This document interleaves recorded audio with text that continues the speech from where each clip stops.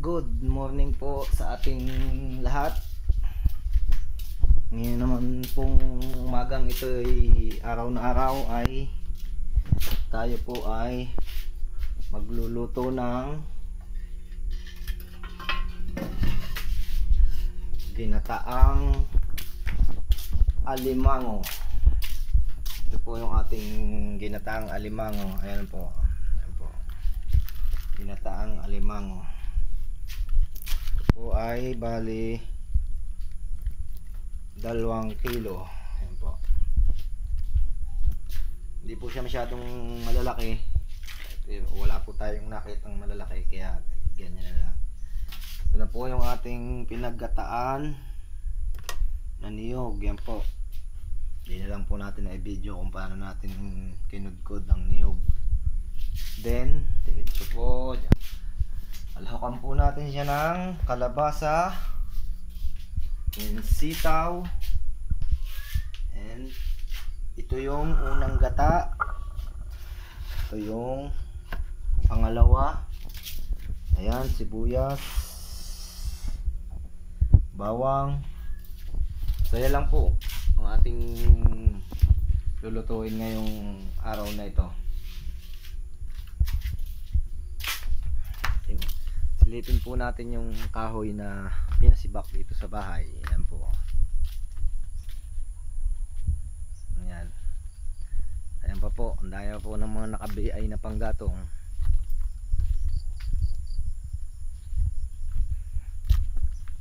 Then update na din lang po sa okra. Tinanim po ito nung asawa ko nung nakaraan. Ayan po, kita nyo naman, oh. May mga bunga na siya. Ayan po. Okra. Ayan po. Then ampalaya.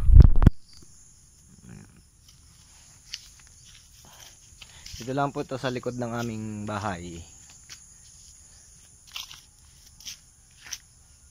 Ayan po, kalabasa. Ayan po. Ayan, may bunga, maliit pa lang. Update lang po. Ang dami pong bunga ng paminta. Ayan, pamintahan po lahat yan hanggang doon. Ayan, paikot na yan.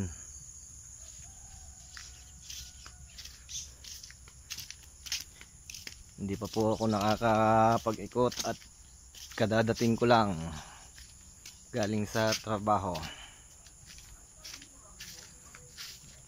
Konting pasilip lang po dito sa lugar ko.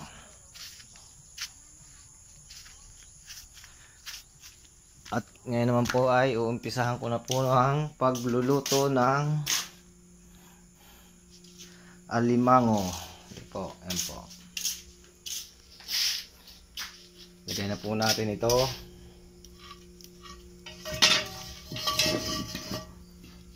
Ayan. High-tech na high-tech po ang aming panggatong. Ayan po, kahoy po. Then,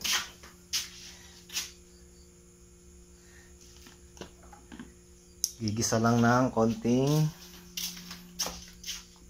Gisa lang po muna natin ang bawang sibuyas. Kanya-kanya po tayo ng estilo ng pagluluto ng ginataang alimango.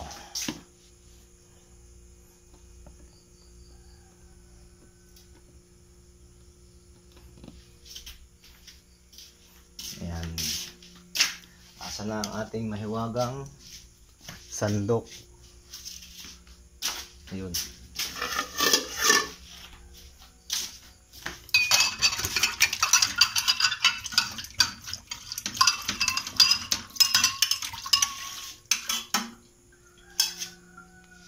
Lagay na natin ang sibuyas, bawang.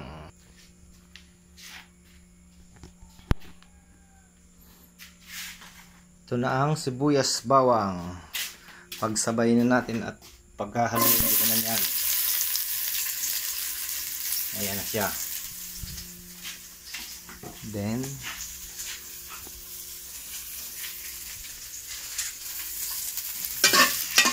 halo-halo natin hanggang mag golden brown na medyo sunog ng konti.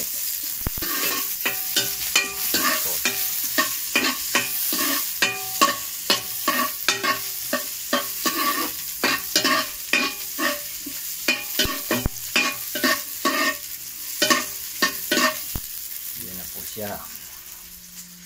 Then lagay na natin itong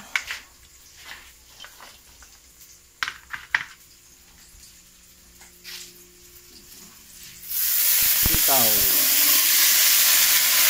Ito, sitaw.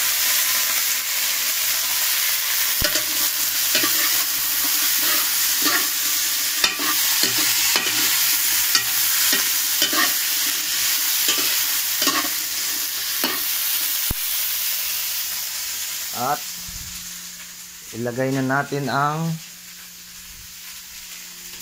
kalabasa. Ayan na po siya. Ilagay na ang kalabasa.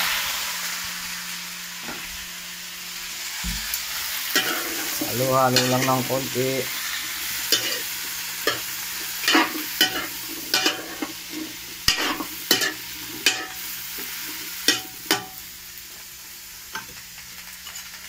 Lagyan natin ng gabok.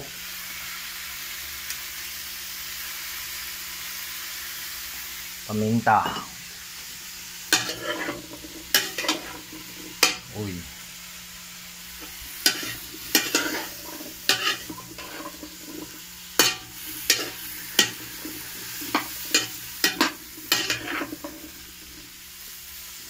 Ayan na siya. Diyan ka lang at ngayon naman po ay linisin natin ang ating alimango. Wala po tayong yelo.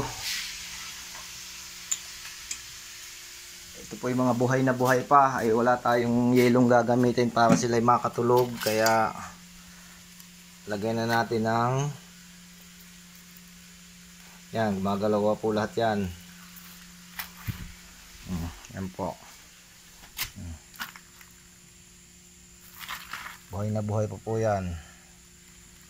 Yan po. Lagyan na lang po natin siya ng mainit na tubig. Konti lang naman. Yan po. Mainit na tubig.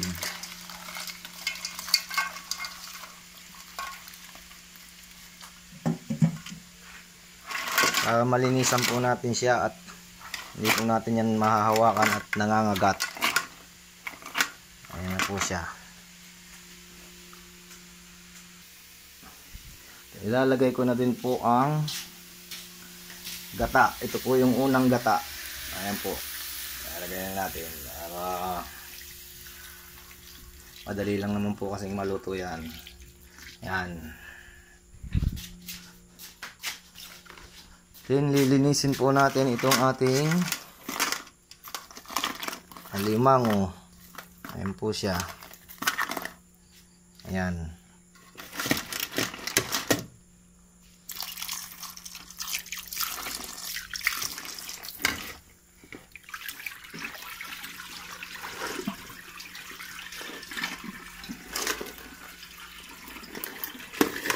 Hindi naman po siya malalaki. Ano lang siya, okay lang po. Ayos lang. Ayan na po siya.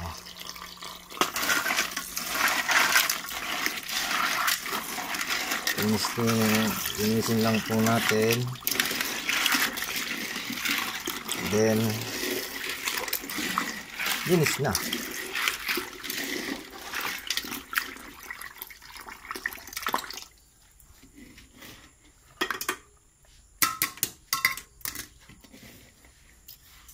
Yan po. Yan po ay pwedeng linisin na din ng mainit na tubig. Okay lang po yun. Pero matatanggal po yung kanyang mga sipit, mga paa. Ayan po. Ayan po. Nilagyan ko po ng mainit na tubig. Natanggal po. Ayan po. Kita nyo naman.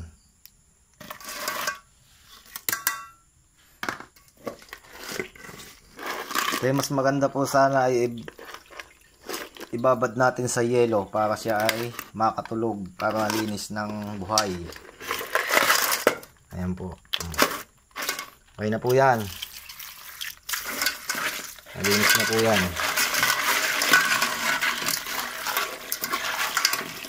Ating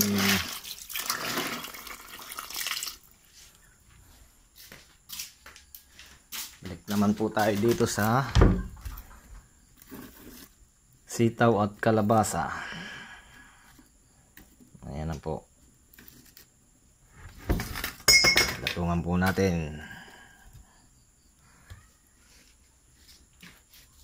Ayan po ang ating sitaw at kalabasa.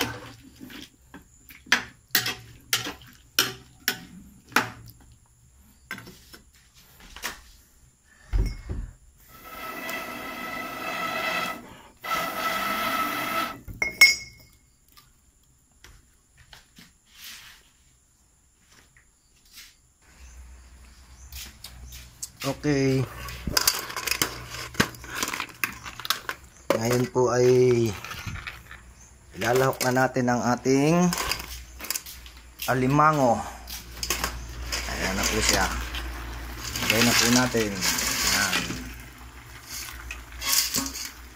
Nandiyan na po siya. Ayan. Kitang-kita niyo naman po.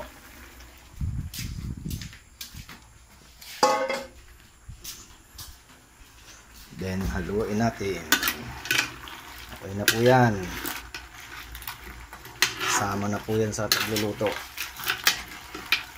Ayan na po siya. Ang ating gatang alimango.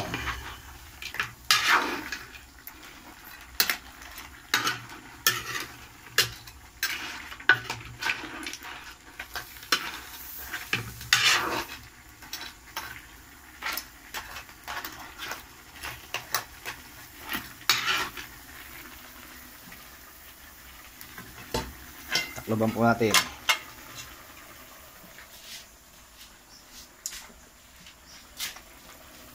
Okay lang po namang takloban yan kasi po yan po ay unang gata pa lang. Pag nailagay po natin yung kadalawang gata, yun po ang hindi na pwedeng takloban. Kasi hindi masyadong ganda ang gata pag may taklob. Ayan na po siya.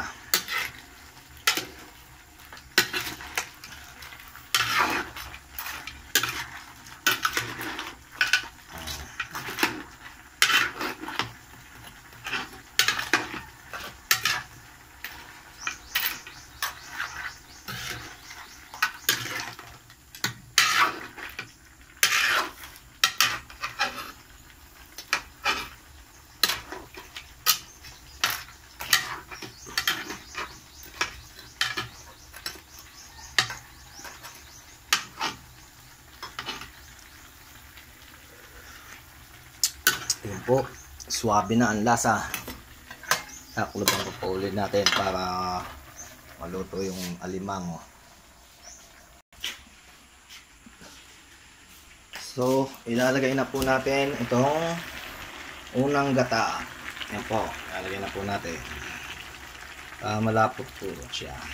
Yan, yan na po. Ito po yung unang gata. Yan. Nilasa na po siya kanina, then ngayon dinagdagan natin.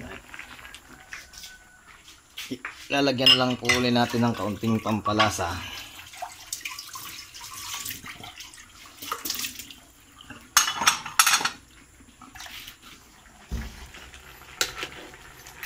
Yan na po siya.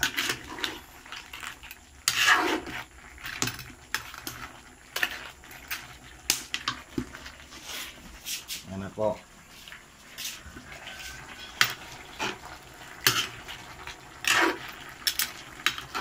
Natin kung anong nangyari na.